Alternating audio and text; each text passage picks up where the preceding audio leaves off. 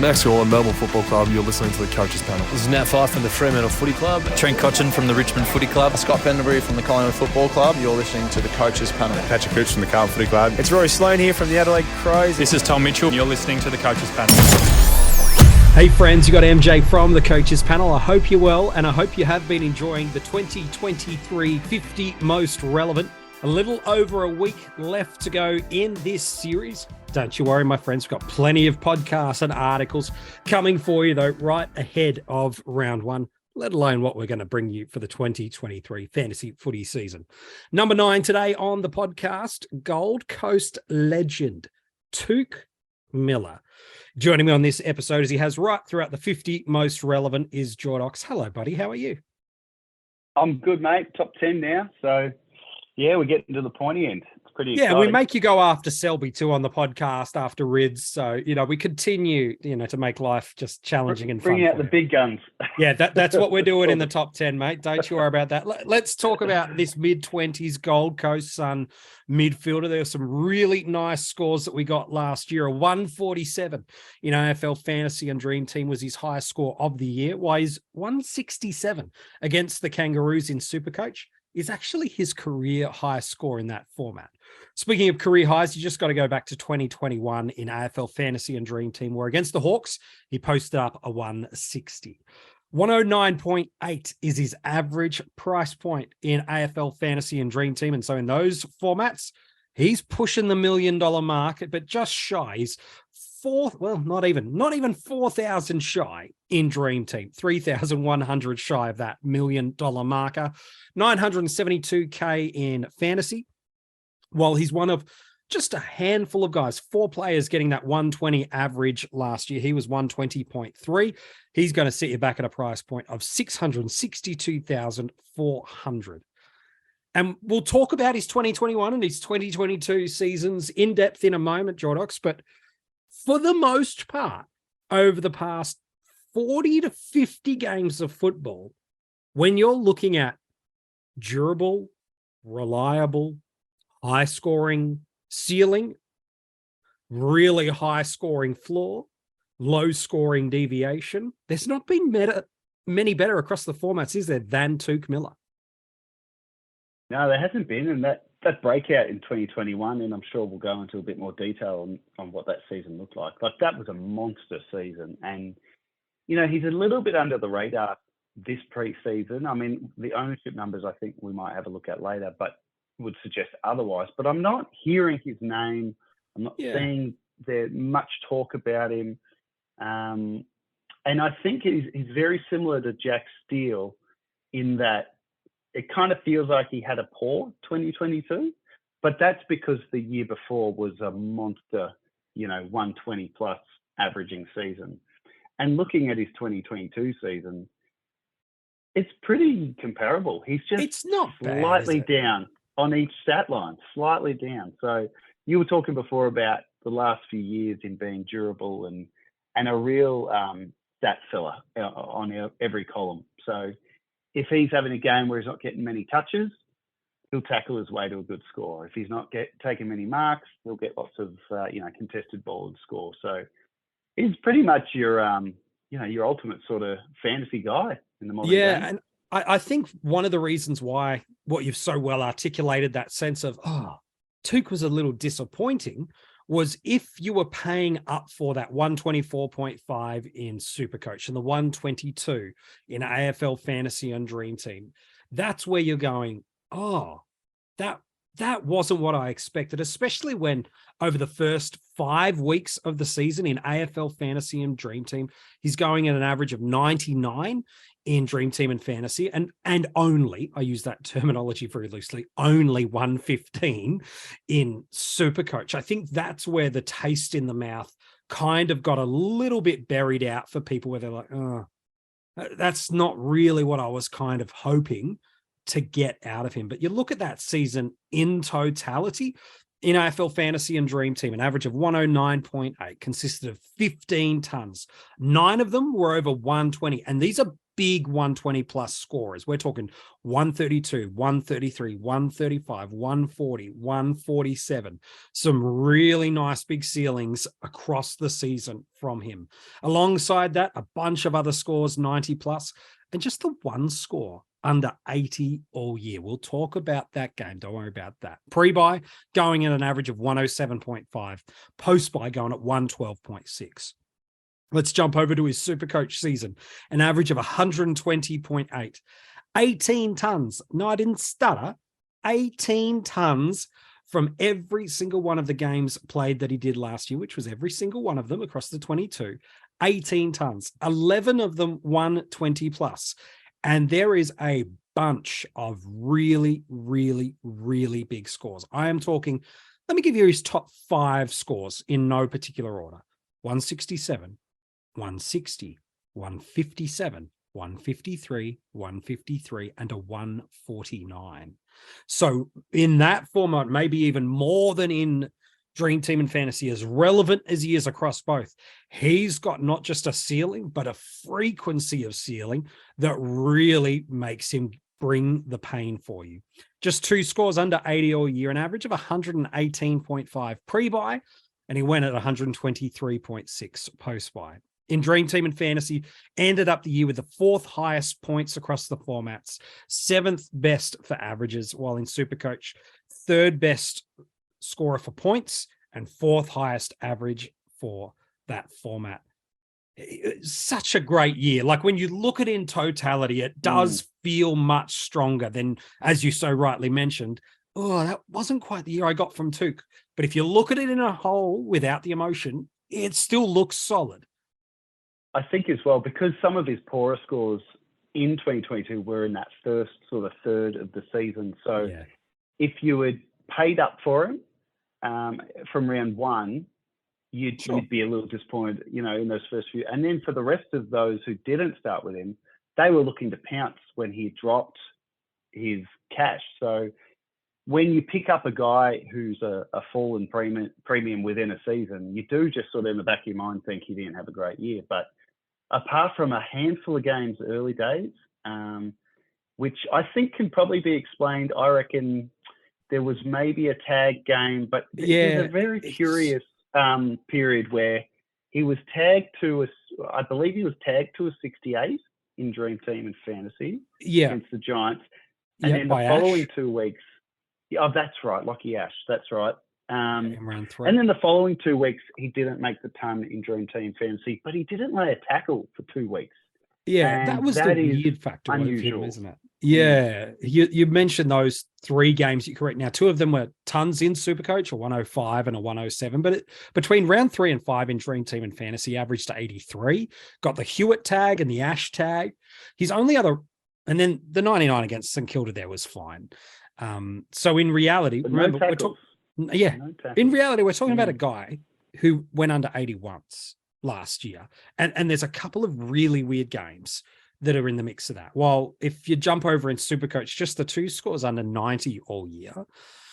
One was that tag match that you've identified versus the Giants. The other, he played against the Dogs. This is a weird game because in that match, he had 6 clangers and went at a disposal efficiency of 42. Like everything about that game was very un-Touk-like. And outliers happen to even the best of them.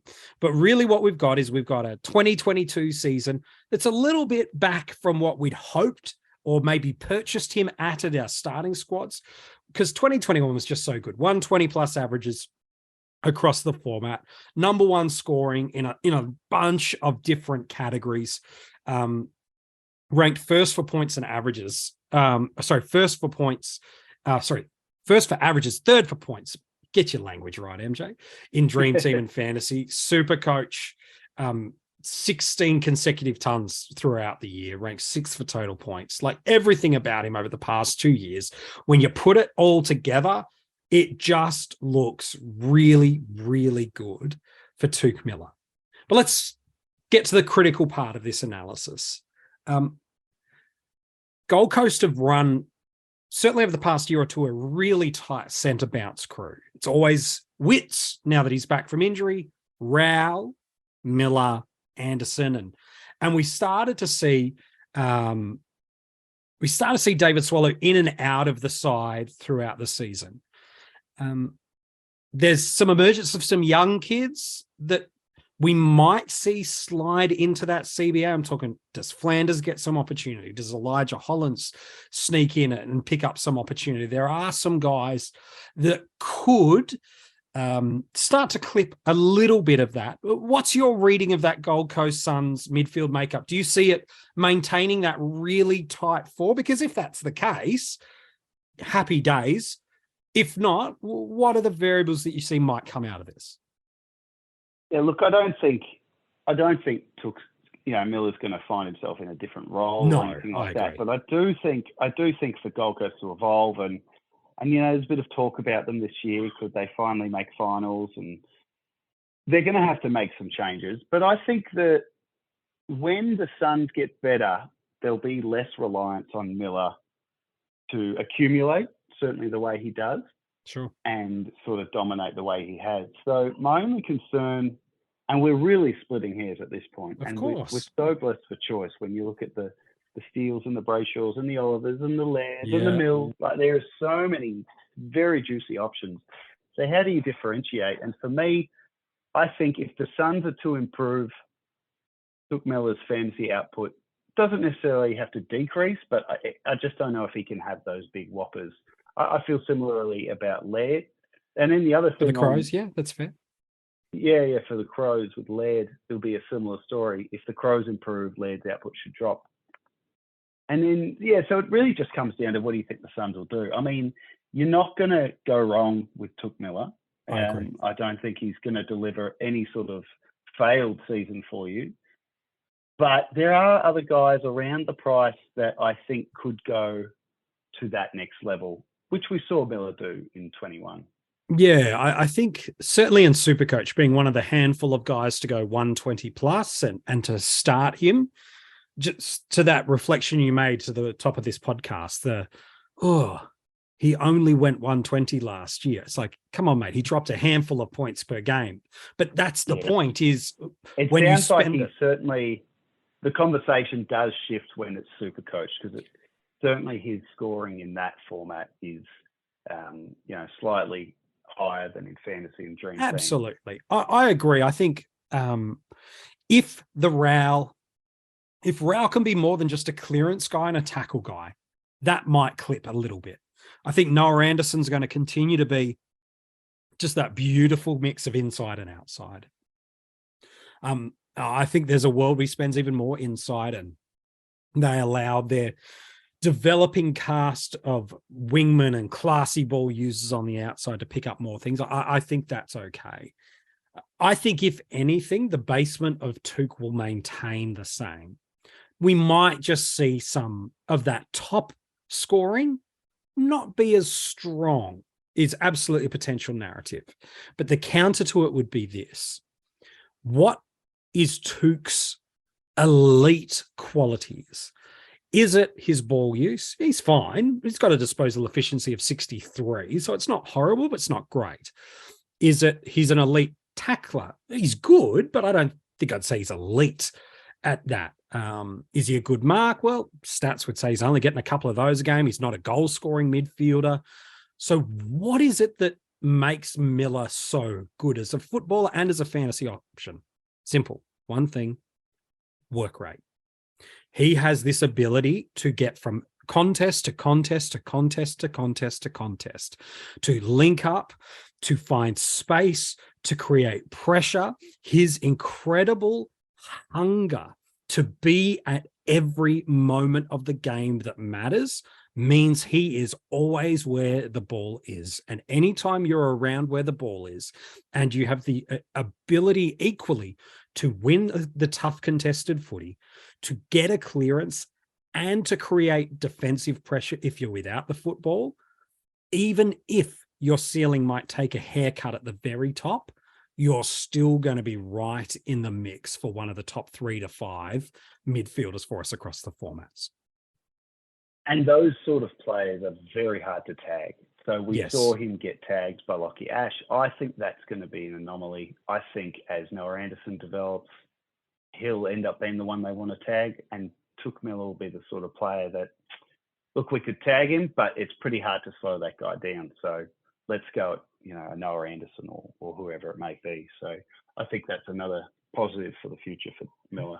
It absolutely could be. Now, if you were listening to this podcast yesterday when we had Selby of Moreira's Magic on, I brought up this notion that for dream teamers and super coaches is important. Round 13, where there is just 2 teams in the multi-buy round, is being considered in those formats as a best 18.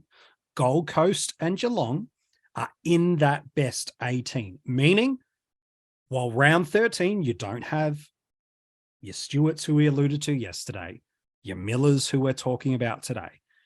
Of your probably 27 or 28 guys, you've just got to get 18 on field. However, round 12, 14, and 15, it can be a lot harder to get not just a minimum of 18 on field, but to have someone that most weeks you feel really safe to put a vice captaincy or a captaincy marker on. One of the reasons Miller, I believe, is so relevant is not just because he's a 110 guy in Dream Team and Fantasy, not just because he's got a 120 back-to-back seasons in SuperCoach. Are these good enough reasons to be in the top 10? Of course it is. But it's the fact that he could be the solution to how you want to structure your buys. Now, whether it be trade in during the buys or start and build your structure that way around it. Whether you believe that he'll pick up more tackles as the season goes on, or just the fact that there was a couple of outliers at the start of last year. For me, Touk Miller, it feels pretty simple to me, Jordox. The question isn't, are you going to own Touk Miller? The question really is, when are you going to own Touk Miller, isn't it? Yeah, I'd be pretty shocked if he didn't make the top, 8 or 10 primo mids by the end of the year. He's certainly going to be someone you're going to want to have by the end. So that is the question. Just get him in at start or, try and find the right time during the year. And, he's going to be so handy over those buys, like you said. Yeah. As a reference point, they play Adelaide, Carlton, and Hawthorn through those 3 weeks of multi-buys. So he did get tagged last year by McGuinness, but we did actually notice that he also tagged some halfbacks from there. So no certainty of what Hawthorn will do. I think everybody thinks Newcomb is the certainty in that midfield mix, and then everything else, while Ward should be there, a lot of unknowns along through there. Currently in 33% of Dream Team, 23% of AFL Fantasy, and 36% of super coaches. And I think what you said earlier was really interesting, where it feels like he's going under the radar in terms of people talking about him. But based on the ownership stats, he's not going under the radar. Rather, I think it's more people just going, we know what he is. He's a 110 mid in Dream Team and Fantasy and a 120 guy in SuperCoach. It's that old pricing strategy of putting something at 99 cents instead of $1. He's almost 999K in Dream Team, just under the mill, and he's got the 30% ownership. I'm sure that's not why, but who knows? Well, we'll take it. Let's talk about drafts, though, before we wrap up this podcast. He's an M1 across the formats. Where's he going? Is he a mid that you're happy to take in the first round, or is he one of those guys that positionally wise, the other positions outside of the mid dominate and he finds himself early in the second? Where do you think he goes on draft day? Yeah, look, we've got those positional guys like the forwards and even Doherty in the defence, but no, I don't think he gets squeezed out of your first round. I'd be pretty surprised if there were many first rounds that didn't have a Touk Miller. I'd be happy to take him anywhere from, say, maybe pick 5 onwards, maybe the back of first round. But what are you looking for in the first round? Often you're looking for a durable player who you could make captain most weeks if your comp plays captains. So yeah, I think he's pretty safely a first rounder. What do you think? Yeah, I think he's anywhere from the mid to late in the first round right through to the early second. It all just depends on the variables of how many people are coaching in the league. What are the variables in terms of how many spots on field do you have to place and where you find yourself drafting to. That is often really dictates a lot of who goes where. Do you like Steele more? Do you like Laird more? Do you like Oliver more? So I do see a world where he could drift into the early second if people go bullish on those top forwards. They take who they think are the best 2 or 3 mids. I'll pop an English, I'll grab a Doherty. All of a sudden, there is a world where it can happen, but he's gone inside the top 15, if not the top 20 selections on a draft every single day. I'm with you on that. And hey, Jordox, you get him in the teams. You get him in the teams, you'd be very, very happy. Oh, yeah. Yeah, you certainly are. That's for sure. Mate, it's been a pleasure having you on this podcast. Thank you for your work, my friend. No worries, MJ. If you want to go and check out the article on Touk, it is online for you now at coachespanel.tv, along with all the other players we have revealed so far in the 50 most relevant. If you're loving the podcast, leave a 5-star rating and a review, and we'll make sure that if you want some extra bonus content, you can join our Patreon supporter group for just a couple of bucks a month. We'll give you extra podcasts, articles, hidden group access, secret league codes, and a bunch of other awards. Plus, you can get access to these episodes in our breakout and premium tier 24 hours early. So you can join the Patreon with the details. You can find it at coachespanel.tv.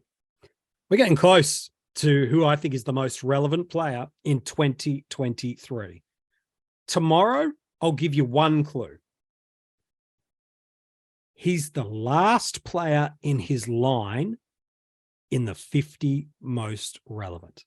Once I reveal this player tomorrow, there is no more players from that division coming in 2023. So you got to ask yourself, are we wrapping up the forwards tomorrow? Are we wrapping up the mids tomorrow? We're wrapping up the backs? We're wrapping up the rucks? Or is he talking about a DPP? You'll find out tomorrow in the 50 most relevant. Now